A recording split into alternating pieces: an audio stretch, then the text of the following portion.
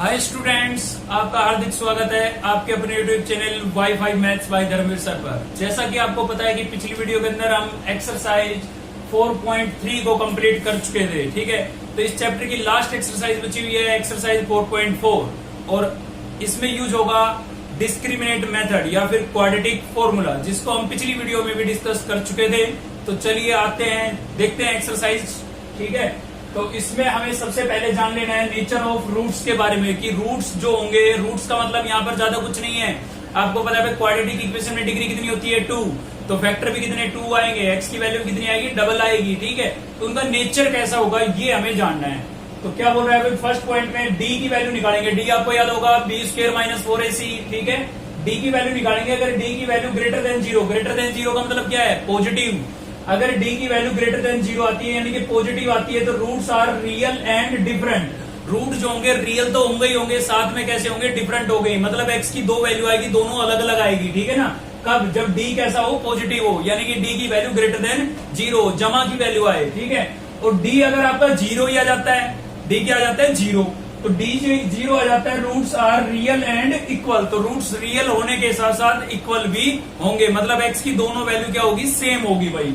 अगर डी आपका नेगेटिव आ जाता है, डी क्या आ जाता है, लेस देन 0, नेगेटिव, माइनस का, ठीक है। तो रूट्स कैसे होंगे, रूट्स तुम्हारे इमेजिनरी होंगे, और ऐसे रूट्स को हम निकालते ही नहीं है, तो हम क्या बोल देते हैं, roots are does not exist. Root exist नहीं कर रहे हैं 10th के लेवल पर, ठीक है। 11th के लेवल पर एग्जिस्ट करते हैं, तो वो 11th में देखेंगे, ठीक है। अभी 10th का पढ़ रहे हैं, तो roots are does not exist. फिलहाल तो यही लिख के चलेंगे। अगर डी की वैल्यू नेगेटिव आती है, माइनस की आती है, तो हम लिखेंगे रूट्स आर नॉट एग्जिस्ट, ठीक है। तो चलिए चलते हैं क्वेश्चन पर। क्वेश्चन नंबर फर्स्ट है, क्या बोल रहा है, find the nature of the roots of the following quadratic equation.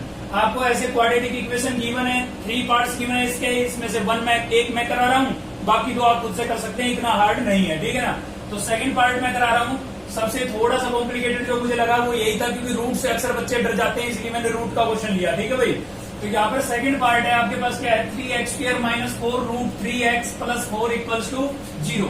तो सबसे पहले तो हमें इसका नेचर पता करना है कि इसका नेचर है कौन सा इनमें से, है ना। और अगर रियल है तो फाइंड भी करने हैं, अगर रियल है तो फाइंड भी करने हैं, ठीक है। मतलब इन दोनों में से बनता है तो फाइंड करने हैं, और ये वाला बनता है नेगेटिव आती है डी की वैल्यू, तो फाइंड नहीं करने हैं। तो आप लिख देंगे रूट डज नॉट एग्जिस्ट। तो उसके लिए हमें चाहिए एबीसी की वैल्यू, और एबीसी की वैल्यू हमें कब मिलती थी, जब हम कंपेयर कराते थे। तो कंपेयरिंग विद, इससे कंपेयर कराते थे भाई, ax² + bx + c = 0। तो इससे जब आप कंपेयर कराएंगे तो a की वैल्यू आपको मिल जाएगी 3, b की वैल्यू कितनी मिल जाएगी आपको -4 √3, ठीक है। x के साथ जितना भी है वो पूरा b होगा, विद साइन लिखेंगे आप, विद साइन, ठीक है। और c = आपके पास कितना हो गया है भाई 4। अब हमें निकालना है d, और d क्या होता है, b² - 4ac, ठीक है। तो इसमें हम वैल्यू रख देते हैं सभी की। b की वैल्यू कितनी है भाई, -4 √3, और इसका क्या कर देंगे, स्क्वायर, क्योंकि b का स्क्वायर था, -4a, a कितना है आपके पास 3, और c कितना है भाई 4, ठीक है। अभी इसको सिंप्लीफाई करेंगे तो देखिए, माइनस का स्क्वायर करेंगे, minus into minus, minus into minus क्या हो जाएगा, प्लस। 4 का स्क्वायर करेंगे 16, और √3 का स्क्वायर करेंगे तो स्क्वायर से स्क्वायर रूट कैंसिल हो जाएगा, कितना आएगा 3 आएगा, माइनस यहाँ पर भी 4 3 जा 12, और 12 को 4 से मल्टीप्लाई करेंगे तो 48। अब 16 को 3 से मल्टीप्लाई करेंगे तो ये भी क्या हो गया, 48 - 48, मतलब 0 आ गया, और 0 आ गया तो सेकंड वाला पॉइंट बन गया आपका। मतलब रूट्स तुम्हारे रियल तो होंगे, लेकिन कैसे होंगे, इक्वल। तो यहाँ पर लिख देते हैं roots are real and equal, ठीक है। और भाई ऐसे हैं तो फाइंड करने पड़ेंगे, ये वाला पोर्शन बन जाए, ये वाला पार्ट बन जाए, तो फाइंड करना पड़ेगा, थर्ड वाले में नहीं करना है। और फाइंड कैसे करते हैं, फॉर्मूले से। फॉर्मूला क्या था, -b + -√d/2a, ठीक है। तो इसमें सभी की वैल्यू रख देते हैं। x = क्या हो जाएगा भाई, -b। अब देखिए b की वैल्यू यहाँ भी माइनस है और फॉर्मूले पे भी माइनस है, तो माइनस माइनस क्या हो जाएगा, प्लस। तो प्लस का साइन लगाना जरूरी नहीं था, मैंने 4 √3 लिख दिया है। और प्लस माइनस में डी हमारा क्या आया था 0 यहाँ पर, ठीक है। और अपॉन में 2a, a कितना था भाई, a आपका 3 था, तो 3। अब इसको जब हम सोल्व करेंगे तो क्या आएगा हमारे पास, अब देखिए 0 का स्क्वायर रूट 0 होता है, 0 आप इसमें प्लस करें या माइनस करें कोई फर्क नहीं पड़ता ना। चलिए वो तो बाद में डिस्कस करते हैं, फिलहाल के लिए 0 का स्क्वायर रूट क्या हो जाएगा, 0 ही हो जाएगा, ठीक है भाई। 2 3 जा कितना हो गया 6। अब एक बार 0 प्लस कर दें आप इसमें, एक बार माइनस, आपको पता तो है फर्क तो कुछ नहीं पड़ना, लेकिन डबल वैल्यू तो निकालनी है ना। तो प्लस 0 करेंगे तो भी आपके पास यही आएगा, और माइनस 0 करेंगे तो भी यही आएगा। ठीक है भाई, अब इसको कैंसिल कर ले आप, 2 2 जा 4 और 2 3 जा 6, 2 2 जा 4 और 2 3 जा 6। तो आपके पास क्या बचेगा यहाँ से, ये बच गया आपके पास x इक्वल्स टू 2√3 और अपॉन में कितना हो गया 3। यहाँ से क्या बचेगा भाई, x इक्वल्स टू 2√3 और अपॉन में 3। ठीक है, तो x की ये दो वैल्यू आई, इसको हम और भी सिंप्लीफाई कर सकते हैं, इनको हम और भी सिंप्लीफाई कर सकते हैं। ठीक है, और कैसे कर सकते हैं इधर बता रहा हूँ, देखिए x इक्वल्स टू आपके पास आया था 2√3, ठीक है, और नीचे कितना था 3, और दूसरी वैल्यू भी क्या आई थी 2√3 और अपॉन में भी कितना था 3। ठीक है, तो हमें यहाँ पर ये 3 दिखाई दे रहा है √3 और यहाँ पर भी 3 है। मैं आपको बता देता हूँ कि 3 को आप ऐसे लिख सकते हो √3 इंटू √3, बताओ लिख सकते हो या नहीं, क्योंकि भाई √3 इंटू √3 कितना हो जाएगा √9, और 9 का स्क्वायर रूट कितना होता है 3 होता है, तो आप 3 को ऐसे लिख सकते हो। ठीक है, और वो लिख क्यों रहे हैं, क्योंकि हमें ऊपर √3 नजर आ रहा था इसलिए, तो इस 3 को मैंने लिख दिया √3 इंटू √3, तो एक √3 कैंसिल हो जाएगा, तो x की वैल्यू क्या आ गई आपके पास 2/√3।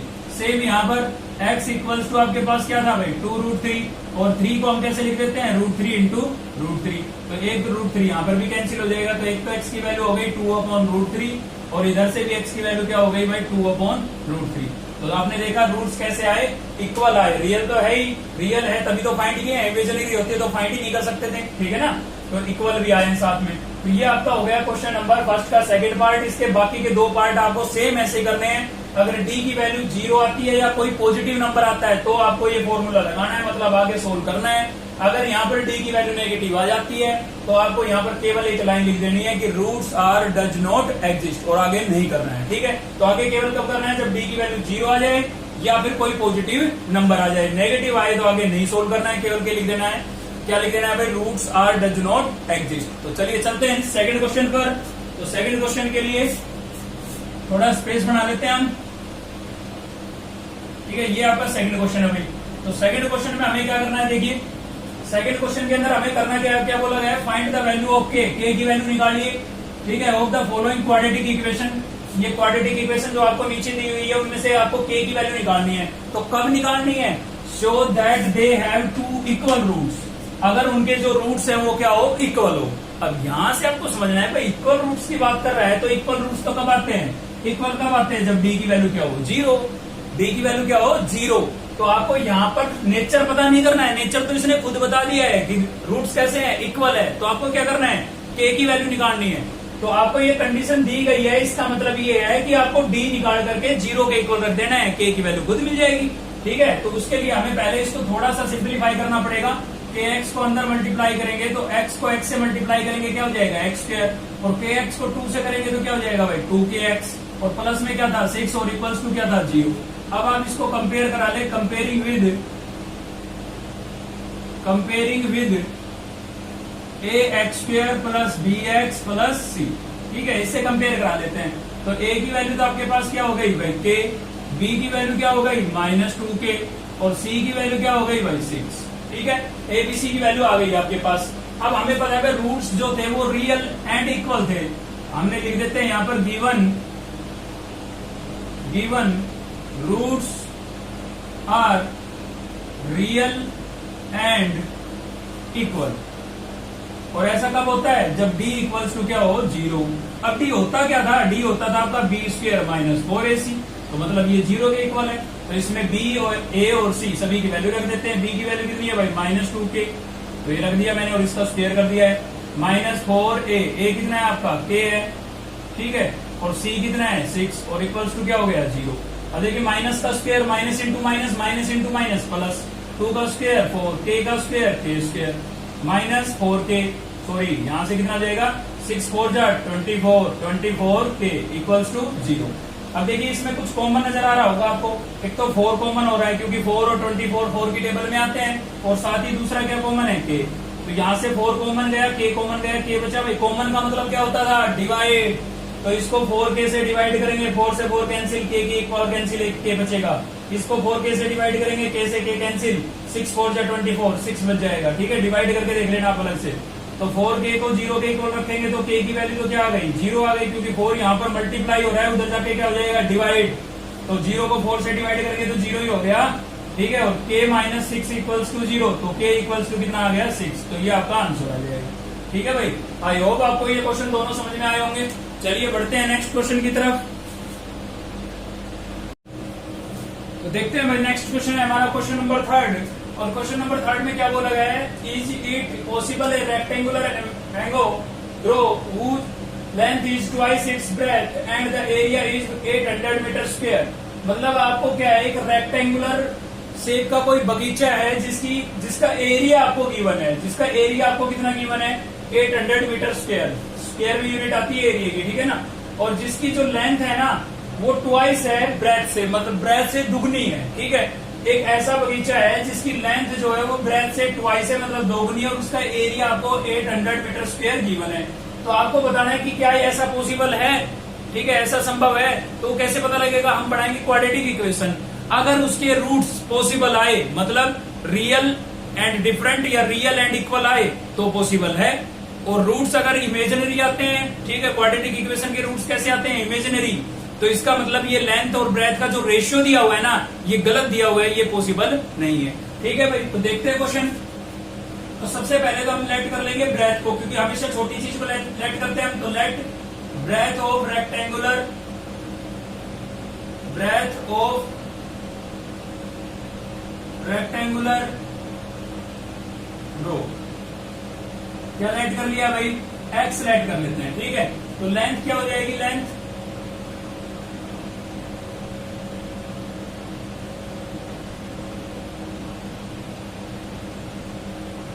2x हो जाएगी, डबल हो जाएगी। इसने बोला है ट्वाइस, ट्वाइस का मतलब क्या है 2 टाइम्स, है ना, ट्वाइस का मतलब क्या है 2 टाइम्स यानी कि डबल। तो ब्रेथ अगर x है तो लेंथ क्या हो जाएगी 2x। अब एरिया आपको गिवन था, एरिया ऑफ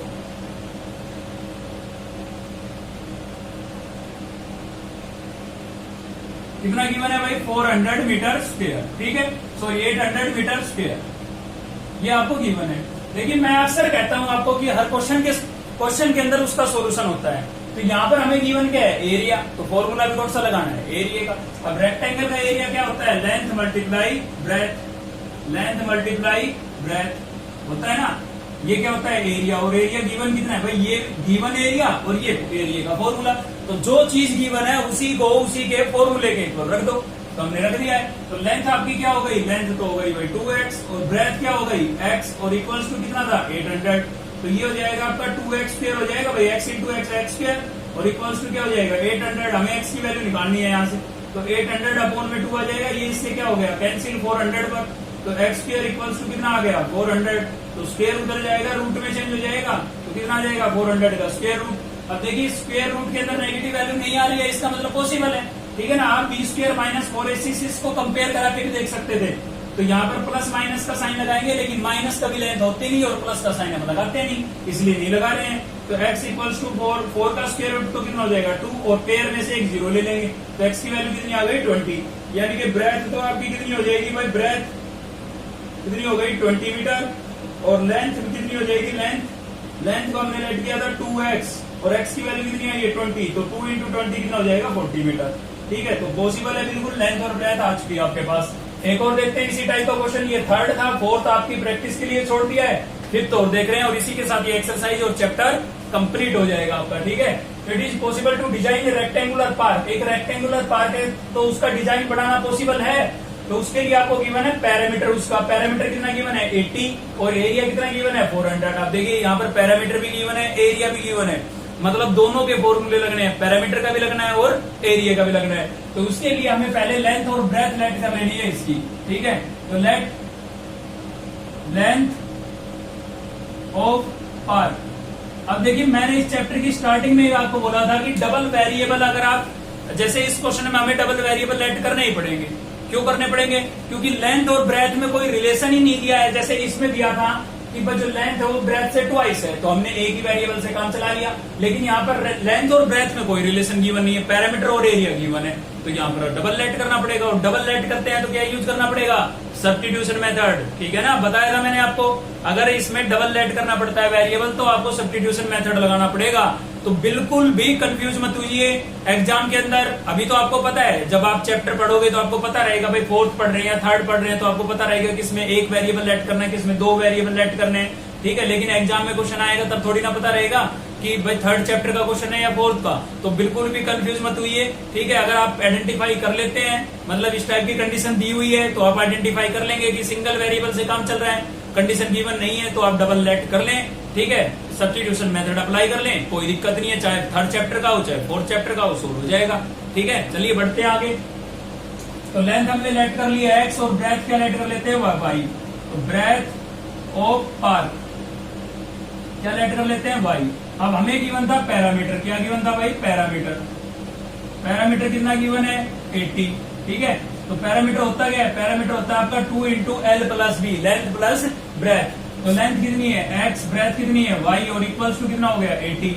2 मल्टीप्लाई हो रहा है, उधर जाके क्या हो जाएगा डिवाइड, तो 80 अपॉन में 2 आ जाएगा, ये इससे कैंसिल हो गया। तो x plus y equals to कितना आ गया भाई 40 और इक्वेशन क्या बन गई आपकी फर्स्ट बन गई है, ठीक है। अब सेकंड कंडीशन, सेकंड कंडीशन किससे लगेगी एरिया से, क्योंकि एरिया गिवन है। तो एरिया क्या होता है भाई एरिया ऑफ पार्क लिख लेते हैं, रेक्टेंगल भी लिख सकते हो। कितना गिवन है 400, कितना गिवन है भाई 400, ठीक है। तो इसमें आपका जो एरिया होता है वो होता क्या है लेंथ मल्टीप्लाई ब्रेथ। तो लेंथ क्या है एक्स, ब्रेथ क्या है वाई और इक्वल्स टू क्या हो जाएगा 400। ये इक्वेशन कौन सी बन गई सेकंड। अब आपको सब्स्टिट्यूशन मेथड लगाना है जो हमने थर्ड चैप्टर में पढ़ा था, ठीक है। तो उसमें हम क्या करते थे, एक वेरिएबल की वैल्यू निकालते थे और दूसरे में रिप्लेस कर देते थे। तो वही करेंगे using equation first, using equation first, और फर्स्ट इक्वेशन से एक्स या वाई में से किसी एक की वैल्यू निकाल लेंगे आप। तो यहाँ से वाई की वैल्यू निकालते हैं, एक्स प्लस का है, उधर जाएगा किसका हो जाएगा माइनस का, और इसको इक्वेशन नंबर थर्ड नाम दे देते थे, ठीक है भाई। थोड़ा स्पेस बना देते हैं, देखिए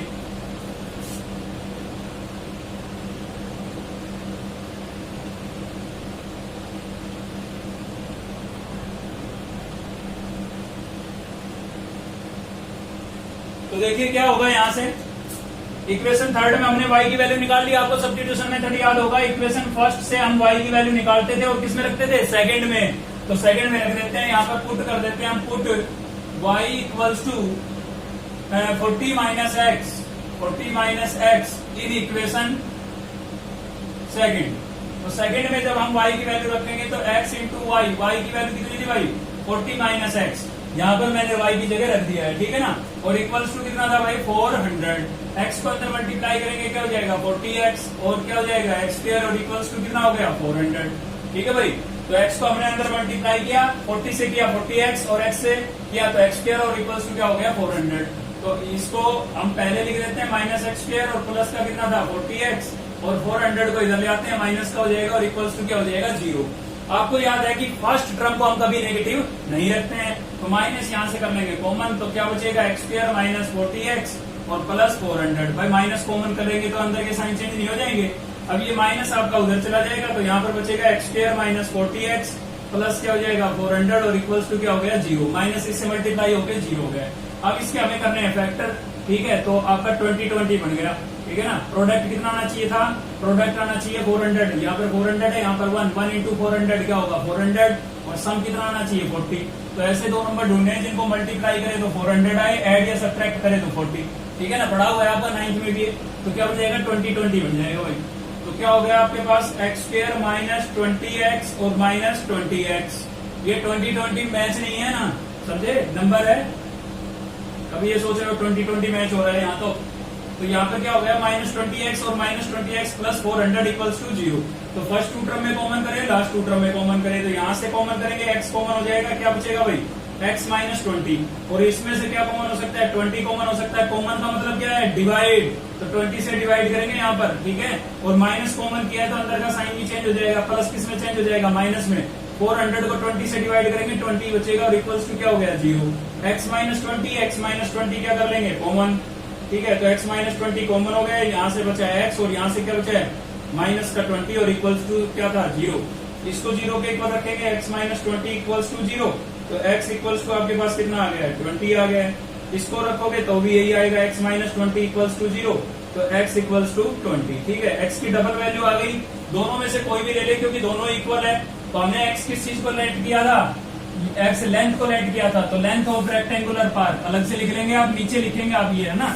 यहाँ पर मेरे पास स्पेस थोड़ा कम है इसलिए मैं इधर लिख रहा हूँ। तो लेंथ ऑफ पार्क को कितना हो गया भाई 20 मीटर, और breadth of park breadth of पार कितना हो जाएगा भाई। ब्रेथ के लिए आप क्या करेंगे, एक्स की वैल्यू यहाँ करेंगे, क्योंकि ब्रेथ वाई राइट की थी ना, तो 40 में से 20 को माइनस करेंगे, कितना बचेगा, 20 बचेगा, तो 20 मीटर। अब आप सोच रहे होंगे हमें तो चेक करना था पॉसिबल है या नहीं।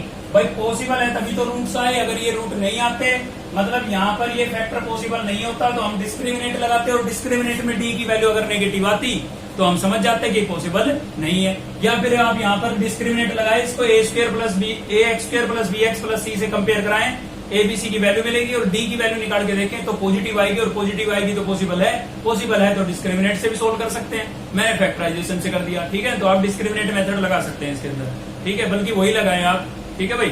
तो अब इसी के साथ ये एक्सरसाइज आपकी कंप्लीट हो गई है। अगर आपको वीडियो अच्छी लगी तो लाइक तो बनता है, लाइक करें, चैनल को सब्सक्राइब कर लें, बेल आइकन को दबा लें ताकि नेक्स्ट वीडियो का नोटिफिकेशन आपको मिलता रहे, ठीक है। तो थैंक यू, मिलते हैं नेक्स्ट वीडियो के अंदर।